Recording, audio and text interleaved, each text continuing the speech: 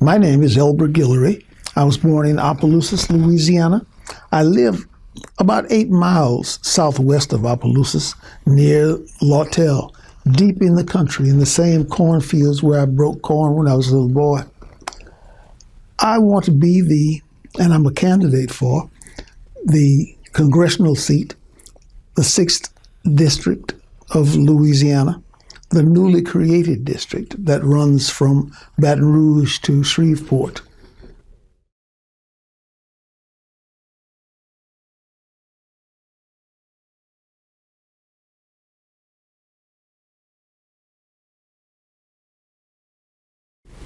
Education, seasoning, wisdom.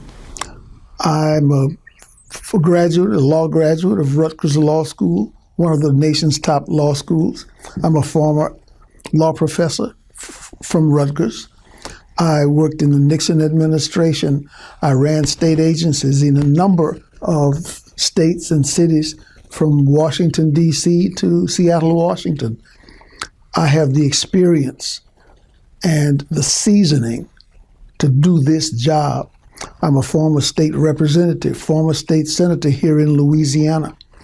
And incidentally, in my freshman year, I was legislator of the year. I wrote the Louisiana reentry program that year, passed it unanimously through the House and Senate, and was admitted to the Louisiana Justice Hall of Fame for that.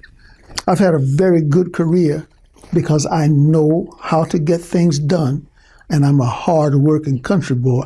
Nobody can outwork a country boy.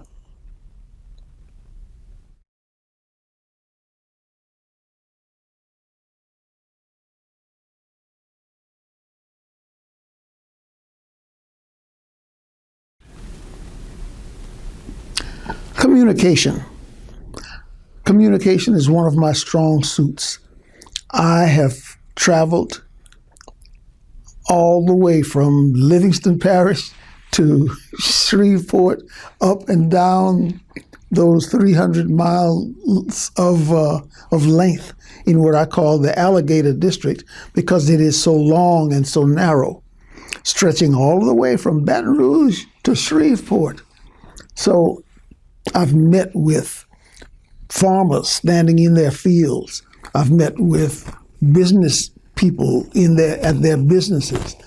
I've met with teachers and university professors, politicians, police officers, communicating, letting them explain to me and communicate to me what the needs of this district are so that I know it. And I've been able to create a network of friends and supporters across the district so that they and I can communicate back and forth constantly about the needs of this district. My biggest problem is that government has not served and has not protected the people.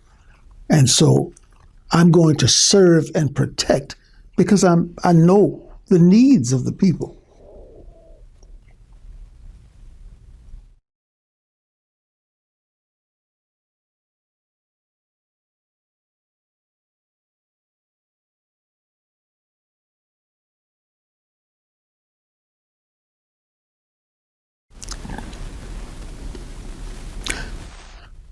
Education has to be a major priority for all of Louisiana, and certainly the 6th District.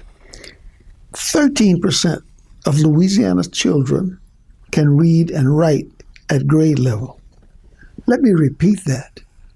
13% only can read and write at grade level. We have to do better. I was brought up in a two-room country school with 6 grades in there, and I got a much better education than we're getting now. Our classrooms are hotbeds of violence and disrespect. That has to be changed. We have to lift the public school system back up to what it was, and we have to give parents choice. We cannot force parents to send their children to a failing school. They should be able to find the nearest, whatever kind of school there is, so that they can change and send their child to that. Education. Crime, when you look out of your windows, you cannot be satisfied. And you have to be careful when you move to your window to look out of it because of the bullets that are passing by. We have not done a job of protecting our people. And it's been Democrats and Republicans, but a lot of Democrats run our major cities, and they have not. They're soft on crime policies, and I'm a criminal defense lawyer. I'm not a softy on crime, and I'm not a tough guy on crime, but there must be some balance. My mama taught me when I was a little boy that there should be consequences, and if you impose those consequences, then the people don't do bad stuff anymore. So crime, education, and the economy, federal spending, and the government's war on oil and gas have been a disaster for American working families. The cost of food, eggs, milk, gasoline, electricity, just ridiculous. So we have to stop the crazy federal spending. You know, we're spending billions over there and not taking care of our own roads and bridges, which are crumbling. We're not taking care of our own elderly. We're not taking care of our own veterans who live under bridges.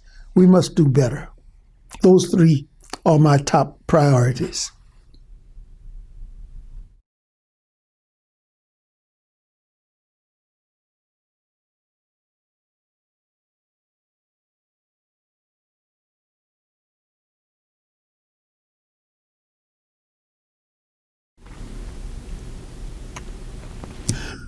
The money that we're spending overseas hits me in the gut. We have to scuffle for dollars like our interstate highways, our Barksdale Airport, many of the other places that provide jobs and security to our country. Someone sent me a photograph of the highway that we built and funded in Afghanistan, from the capital to the airport. It's a multi-million-dollar highway, multi-billion actually, and we funded it. And it sticks in my craw that I have to drive a four-wheel drive truck because my little sports car gets torn to shreds driving up Louisiana's highways. It's parked in my garage right now. So rechanneling our federal dollars from over there to over here is there's nothing more important to me than doing that.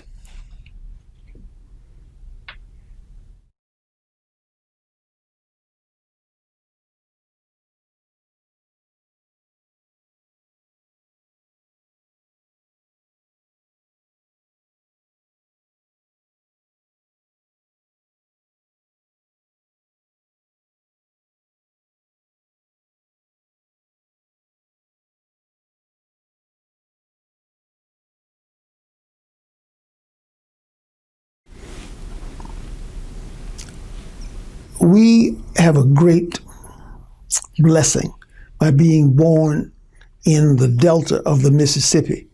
And we have several major rivers, the Red River, the Atchafalaya River, of course, the Mississippi. We have concentrated all of our efforts on the Mississippi River. And when I say efforts, I'm talking about the port efforts. I'm talking about the recreation efforts. We can certainly use more jobs along the Red River and along the Atchafalaya River, more local jobs for local people, more recreation opportunities, and more businesses. So we can have the Louisiana port system instead of a New Orleans port system. and we'll be able to use all three of our major rivers.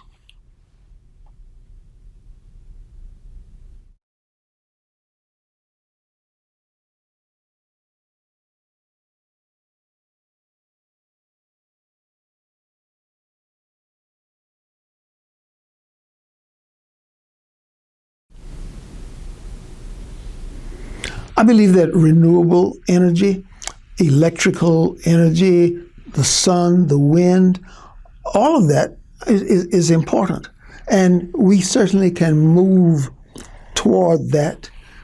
Government has made a real bad decision by trying to force us to move very quickly away from gas and oil, very quickly away from gasoline-powered cars, for example, to electric energy, to sun, to wind-powered energy. And it is costing us, it has already cost thousands of jobs, hundreds of thousands of jobs. Many people, many families have moved away from Louisiana to Texas, Arkansas, to work in the oil field. My son-in-law lost his very fine job, and for about 8 years he was unemployed. Fortunately, he's back in the oil field. I'm going to support gas and oil. I'm going to support new, clean energy, but supporting does not mean forcing anything down the throats of the people.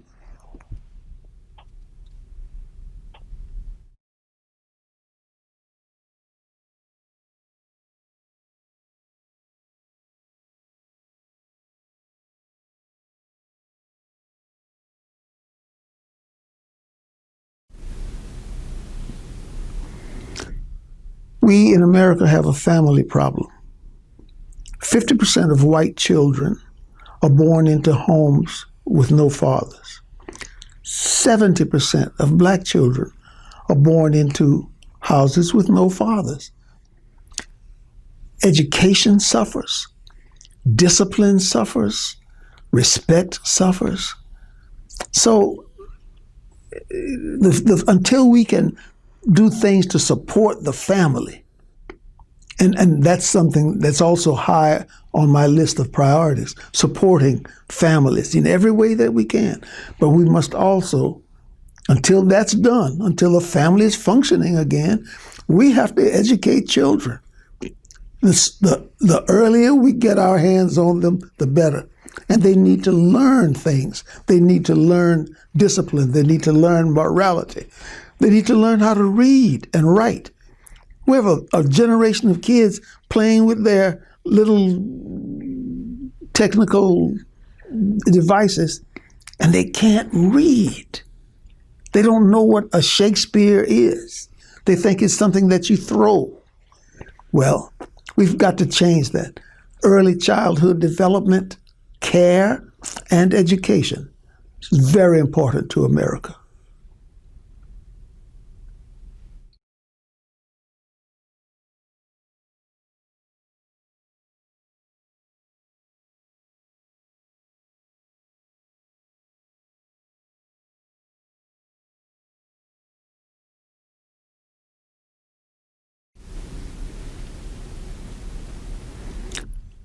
There are global issues out there. There have always been, and there will always be. People in some far-flung place will not be able to get along, and they will start fighting each other. It is not the obligation of the United States of America to run and put out every little fire that takes place around this world. As a veteran of the Vietnam era, United States veteran, 64 to 68, as a veteran who has helped unload some of the 60,000 caskets, 60,000 deaths, 60,000 families torn asunder, we must be strong and able to protect America first. We should be careful about our allies.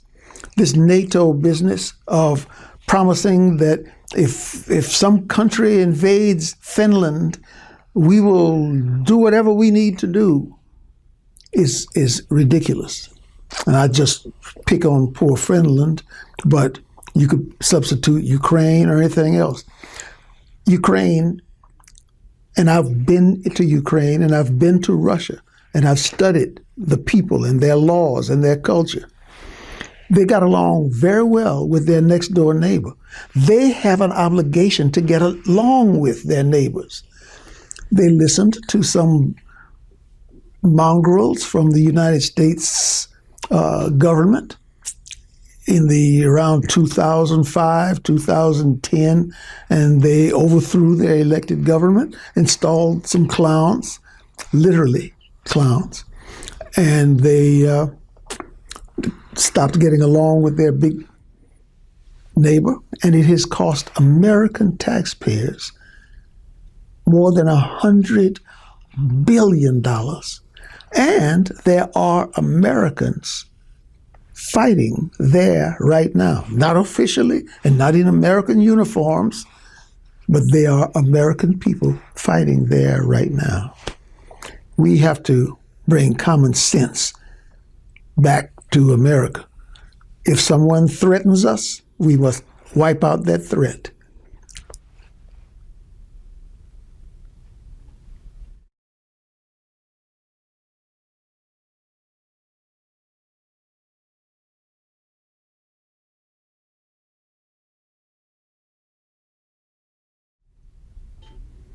It's sad to see the division that we have in America today. People are divided along so many lines, black and white, D's and R's, the Democrats and Republicans. We need to come out of our little cubby holes and join hands because we really are all in this together.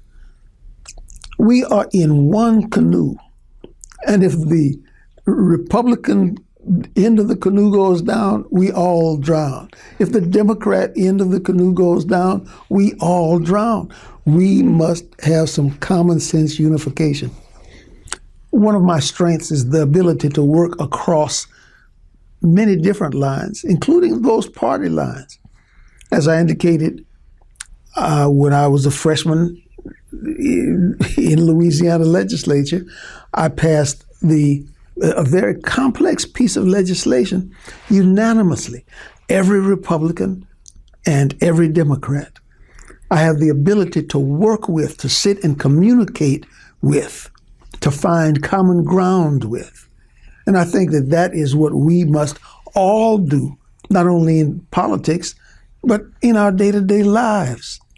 My God, in Vietnam, white people and black people fought and died beside each other and exchanged blood transfusions all of the time.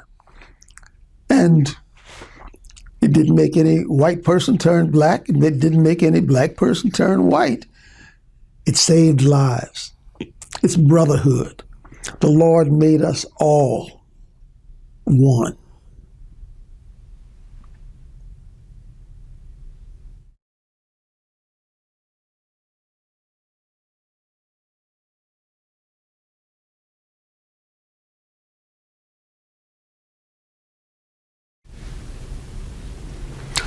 I love my God.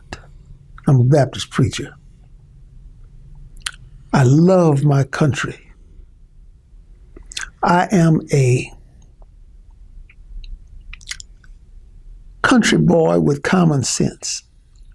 You know, it's important, this common sense thing.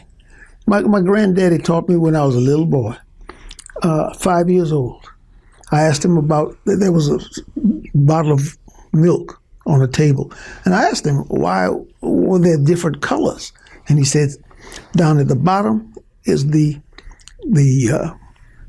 watery part of the milk. And then there's the milk. And then there's the cream. And so I asked him, how did the cream get to the top? And he said it had to work its way. Every drop of cream had to work its way all the way from the bottom to the top. And he pointed to me and he said, "You are cream. God made all of us cream. Some will choose to be the skim milk, some will choose to be milk, and some will choose to be cream. But I'll be looking at you," and he pointed his finger at me, and he said, "I'll be watching. I expect you to work hard just the way you've seen us do in this family, so that you too can support your family and be a part of this country and be a good citizen." I listened to what he said. I took it to heart. And so I've been working since I was 4 years old, outside of the home. I ran my first business operation when I was 8 years old. I had an employee when I was 9. I've never been unemployed. I'm truly an example of the American success story. And I want to spread that example and those techniques and those opportunities. I want to make those opportunities available to every child in this nation. That's why I'm still on the battlefield.